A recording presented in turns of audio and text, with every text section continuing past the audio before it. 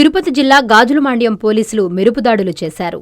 స్వర్ణముఖి నది నుంచి అక్రమంగా ఇసుకను తరలిస్తున్న ముఠా ఆట కట్టించారు. నిబంధనలకు విరుద్ధంగా ఇసుకను తరలిస్తున్న ట్రాక్టర్లను పోలీసులు సీజ్ చేశారు.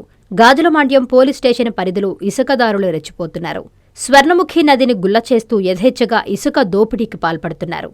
తాజాగా అందిన నమ్మకమైన సమాచారంతో గాజులమాండ్యం పోలీసులు రంగంలోకి దిగారు. స్వర్ణముఖి నది పరివాహక ప్రాంతాల్లో అర్ధరాత్రి మెరుపుదాడులు నిర్వహించారు. ఈ దాడుల్లో అక్రమంగా ఇసుకను తరలిస్తున్న పలు ఇసుక ట్రాక్టర్లను పోలీసులు రెడీ హ్యాండెడ్గా పట్టుకున్నారు.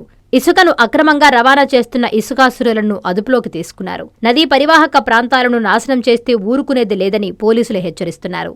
అక్రమ ఇసుక రవాణాపై నిరంతరం నిఘా ఉంటుందని, కఠిన చట్టపరమైన చర్యలు తీసుకుంటామని గాజులమాండ్యం పోలీసులు స్పష్టం చేశారు.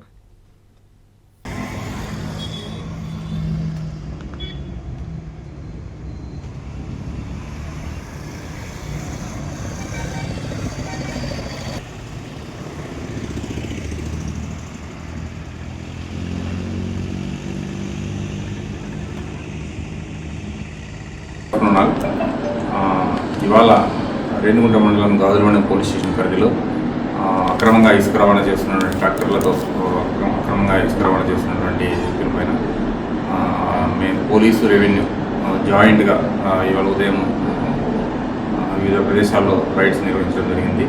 దీనిలో భాగంగా కోట్రమంగా గ్రామ పరిధిలో మునెమ్మ అనే ఒక ప్రైవేట్ స్థలంలో ఒక ప్రైవేట్ ప్లేస్ నుంచి ఇసుక ఎస్కలేట్ చేస్తున్నటువంటి సుమారు 10 ట్రాక్టర్ని రెవెన్యూ వాళ్ళతో కలిసి పట్టుకోవడం జరిగింది.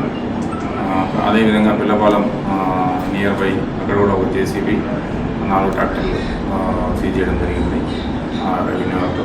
దీనిపైన నేను గాజులమాండ్యం ఎస్ఐ సిబ్బంది రెవెన్యూ వాళ్ళు కలిసి కమిషనర్ నిర్వహించడం జరిగింది. ఈ వీటన్నిటిపైన కూడా కేసు నమోదు చేసి దర్యాప్తు చేస్తున్నాం. స్వాగతం సుస్వాగతం. నెల్లూరులో ఈ నెల 26 నుంచి 30వ తేదీ వరకు ఎంతో ప్రతిష్టాత్మకంగా జరగనున్న బారాషాహిద్ రొట్టెల పండుగకు విచ్చేయుచున్న భక్తులకు స్వాగతం సుస్వాగతం. మీ షేక్ మునీర్ అహ్మద్ అధ్యక్షుడు, హజరత్ బారాషాహిద్ దర్గా మరియు కమిటీ సభ్యులు.